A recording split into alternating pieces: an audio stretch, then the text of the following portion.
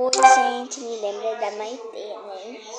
Eu mudei, tá? Eu mudei de novo, eu mudei de casa. Gente, vocês sabem que a minha coisa tá difícil sempre. Agora, hoje, eu peguei meu telefone porque eu tô quase de férias ainda. Mas eu preciso ficar em casa hoje, amanhã e amanhã. Na segunda é o teste de ciência, gente. Que raiva.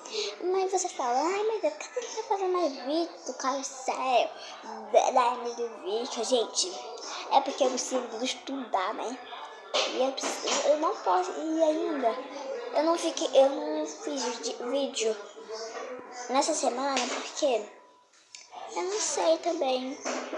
Porque o meu YouTube dá um problema aí. Meu pai consertou, tá? Mas, tá, me desculpa.